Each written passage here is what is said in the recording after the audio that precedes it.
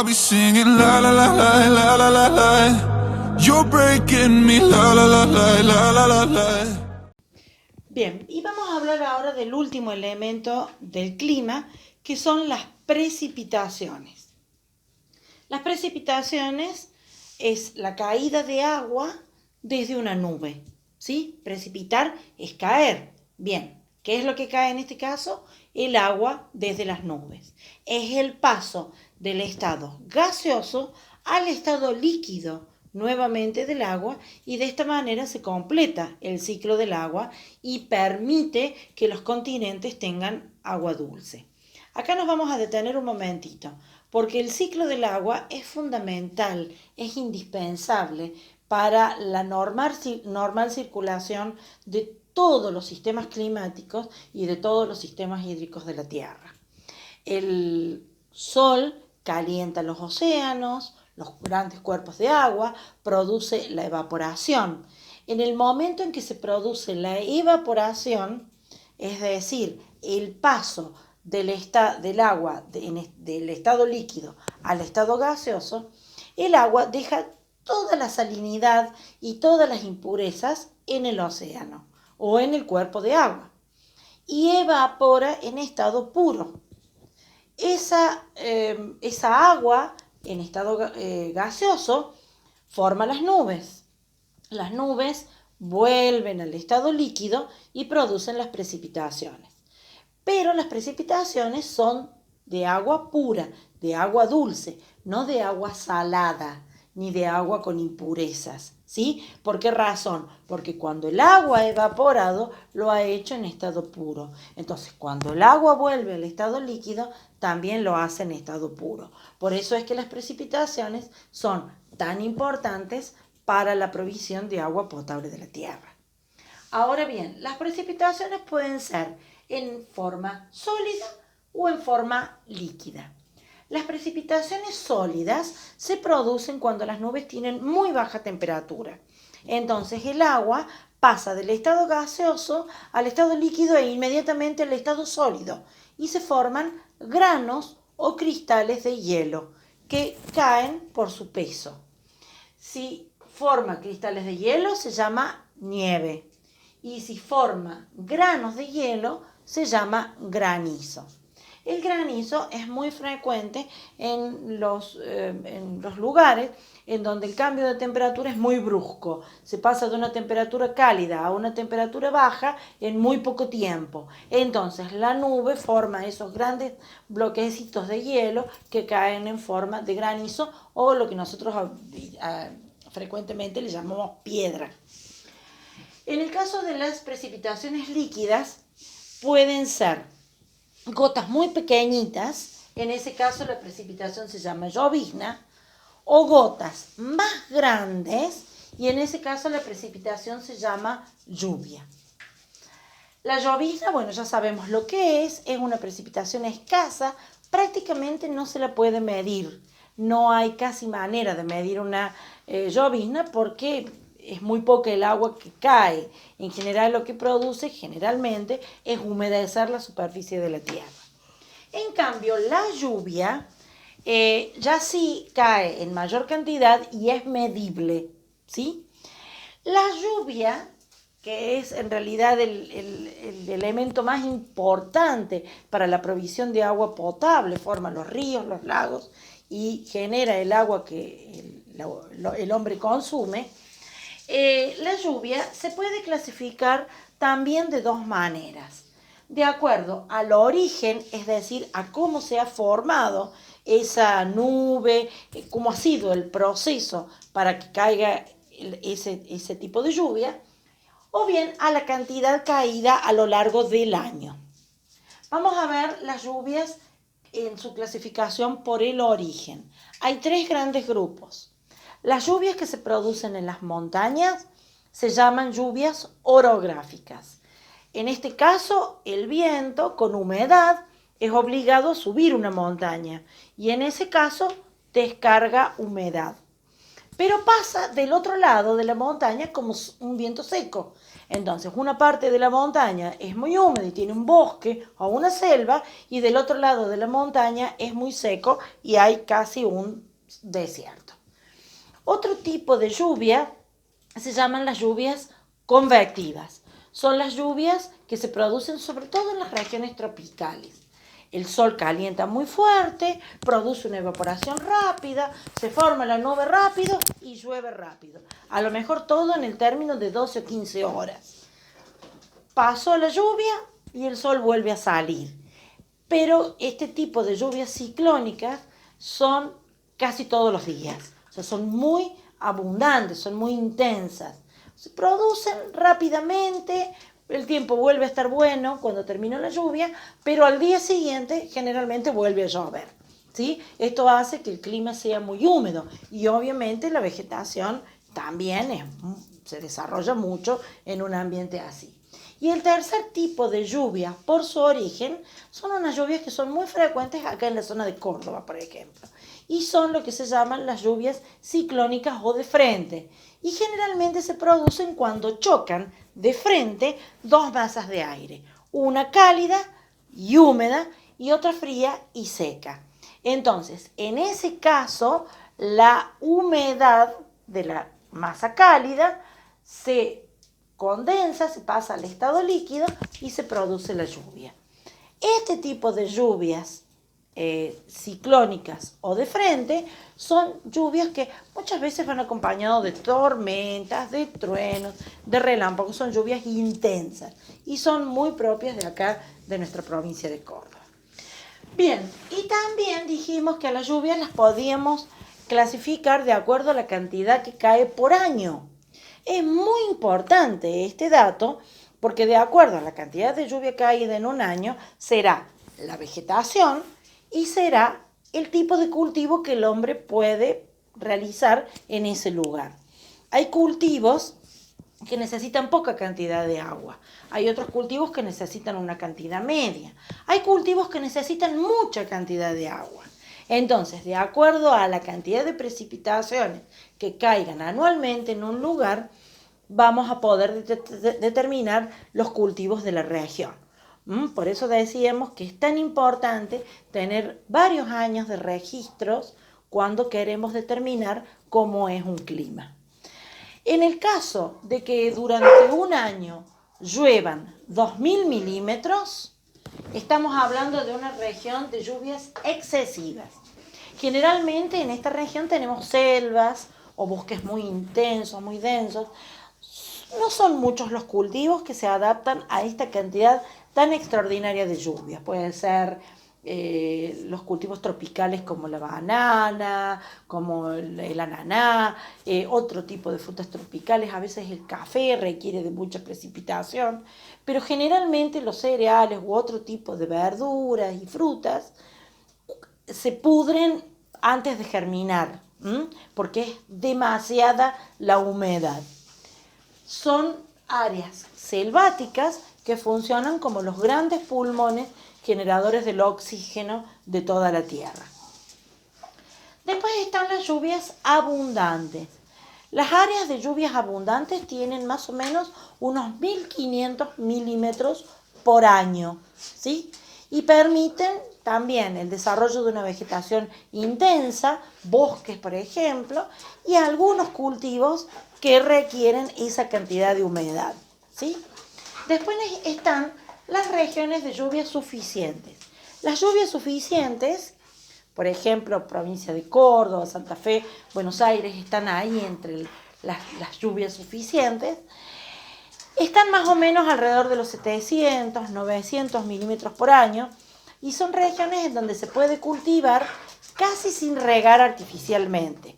Es decir, todo lo que sembremos y todo lo que cultivemos se riega solamente con la lluvia producida durante la época en que caen las precipitaciones. No hace falta que el hombre riegue de más de lo que ya llueve. Después están las regiones de lluvias escasas. En estas regiones sí tiene que regar el hombre. cae poca cantidad de agua, caen por ejemplo 400, 500 milímetros, son pocos los cultivos que se adecuan a tan poca cantidad de lluvia, de humedad, y requiere riego artificial, o sea, requiere un riego extra, ¿sí? Son lugares muy puntuales en donde cultivar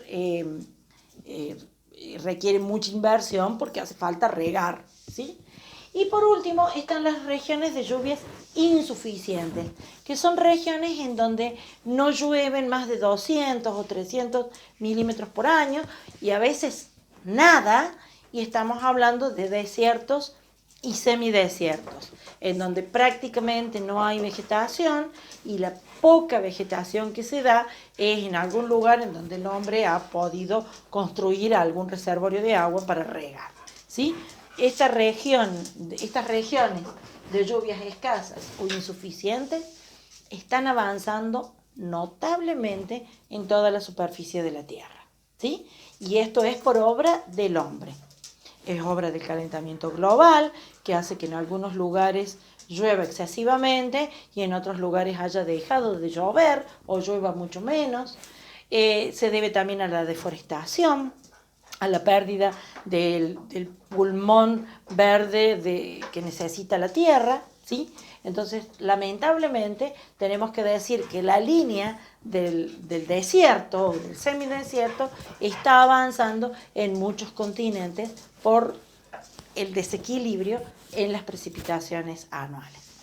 ¿Con qué se miden las precipitaciones? Bueno, es difícil medirlas, pero se mide con un aparato muy simple que se llama pluviómetro, que es como un tarro grande que mide la cantidad de lluvias. Y se mide en milímetros, ¿sí?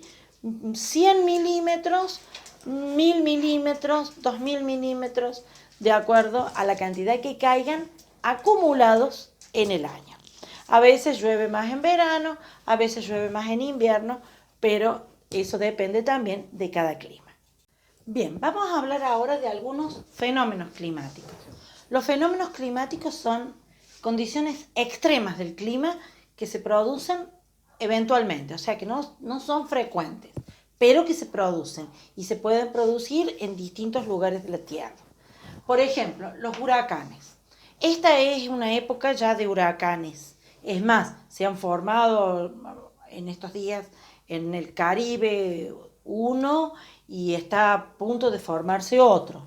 ¿Qué son los huracanes? Son grandes, gigantescos sistemas de viento que se originan en el mar por una diferencia de temperatura muy grande y que se van movilizando siempre en forma circular y al avanzar arrasan, estos vientos tan poderosos y las lluvias tan grandes que producen, arrasan con todo lo que encuentran, provocando destrozos e inundaciones.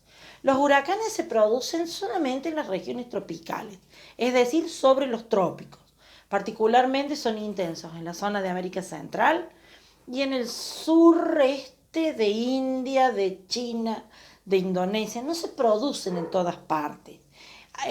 Puede haber muchos huracanes en el mar, pero no siempre llegan a zonas pobladas, o sea, no suelen llegar a los continentes. ¿Cuál es la cuestión? Los que se producen en el Caribe inmediatamente afectan a la población porque es una zona con muchas islas y muy densamente poblada. Entonces, siempre producen efectos muy, muy terribles. Otro fenómeno climático son los tornados. Los tornados el mecanismo es bastante parecido al del huracán, pero no se forman en el mar, se producen en tierra, se producen en los continentes y son vientos, remolinos de viento, pero mucho más intensos que los huracanes. Son más violentos que los huracanes y se pueden producir varios tornados simultáneamente.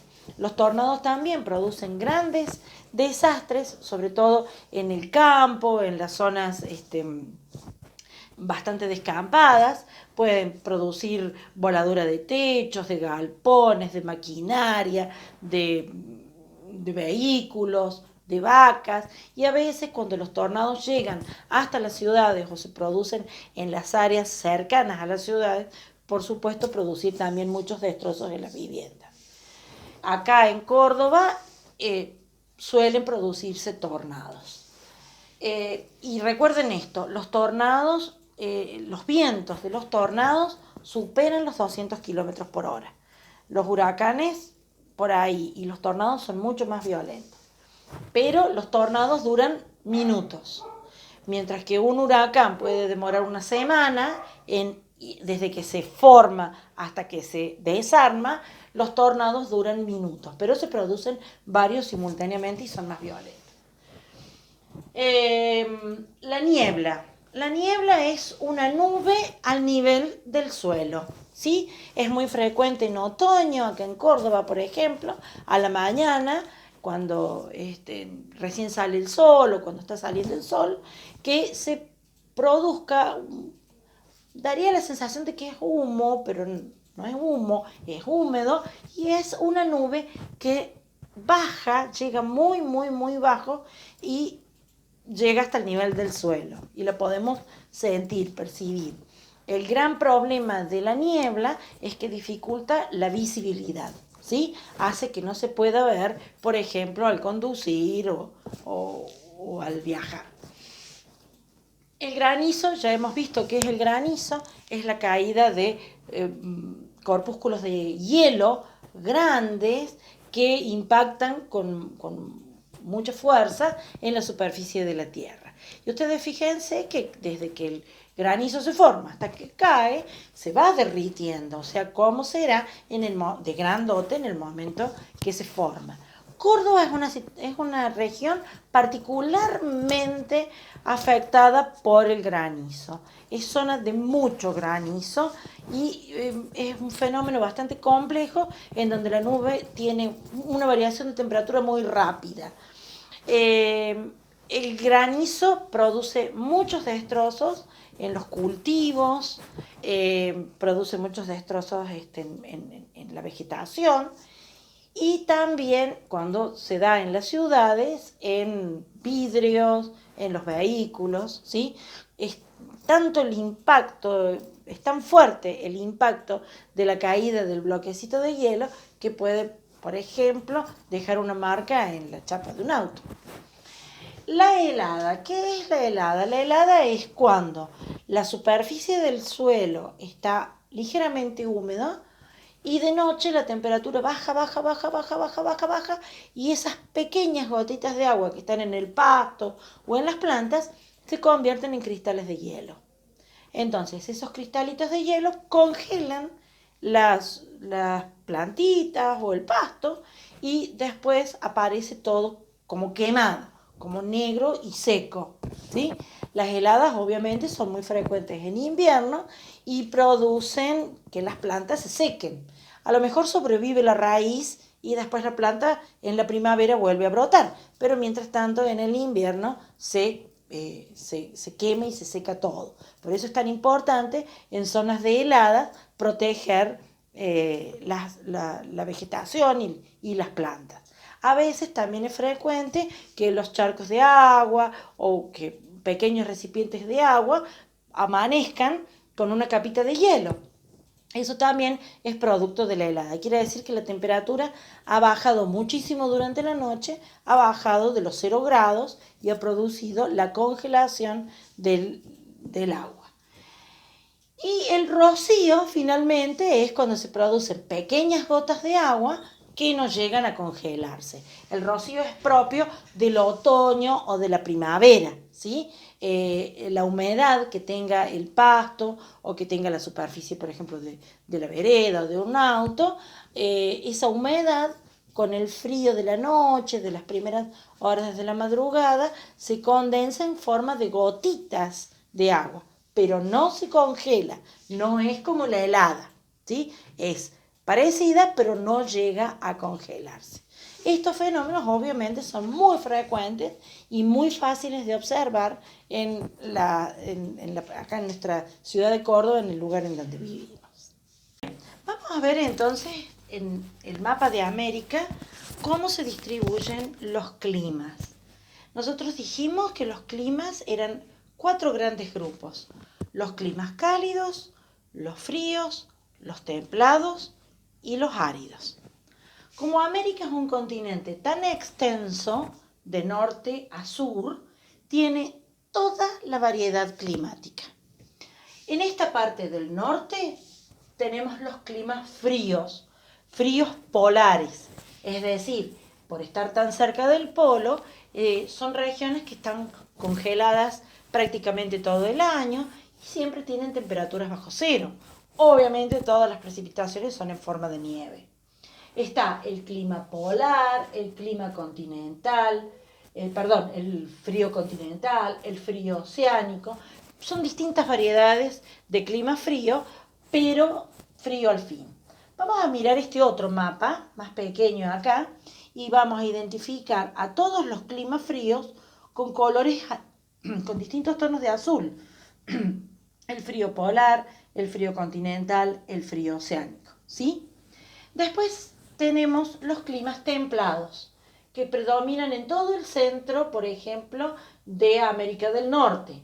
Estos climas templados, que se identifican con colores verdes, son climas que tienen bien marcado el verano y el invierno, y obviamente el otoño y la primavera. Hace mucho frío en invierno y hace mucho calor en verano, ¿sí? Son los típicos climas templados, parecido, por ejemplo, al que tenemos nosotros acá en Argentina. Toda esta parte de América Central y toda esta parte de América del Sur tiene climas cálidos, ¿sí? Climas en donde las temperaturas siempre están por encima de los 15, 20, 25 grados. No hay verdaderos inviernos en estas regiones. No hay inviernos tan fríos. Apenas puede sentirse una época más agradable, como por ejemplo en Venezuela, en Colombia, pero en general durante todo el año hacen temperaturas elevadas. Y obviamente en toda esta región también son muy elevadas las precipitaciones, ¿sí? Es una región en donde llueve mucho y como consecuencia de eso también la vegetación es muy intensa. Esta zona que yo marco acá es el área específica de los huracanes, ¿sí? Esta es la zona en donde se forman los huracanes y siempre tienen este recorrido. O sea, vienen desde el océano, entran al Mar Caribe, Golfo de México y luego vuelven al océano. A veces con recorridos más largos, a veces con recorridos más cortos, a veces vienen desde el Océano Pacífico y afectan a esta región de América Central, pero siempre así, en forma circular. Y en esta zona de Estados Unidos tenemos la gran región de los tornados. Y se la llama el corredor de los tornados porque es donde más frecuentes son los tornados. Vamos a ver en América del Sur, dijimos que acá tenemos los climas cálidos. Los vamos a identificar acá en el mapa de clima con los colores rojos y violetas, ¿sí? Mientras que los verdes nos identificaban los colores, mientras los verdes nos identificaban los climas templados, estos violetas o rojos nos identifican los climas cálidos. En esta parte de Argentina, Uruguay, acá sería otra región más de clima templado. Y finalmente nos quedan la gran cantidad de climas áridos de América, que son muchos. Es una región muy amplia. Es todo el oeste de Canadá y Estados Unidos, esta parte, hasta el norte de México, y toda la zona de la cordillera de los Andes y el sur de Argentina. Toda esta región se caracteriza por tener precipitaciones muy escasas, ¿sí? Por debajo de los 500, 400 milímetros. Algunas son con temperaturas elevadas, otras son con temperaturas más bajas, como por ejemplo la Patagonia Argentina. Pueden ser regiones áridas cálidas o regiones áridas frías, pero la característica fundamental es la ausencia de precipitaciones.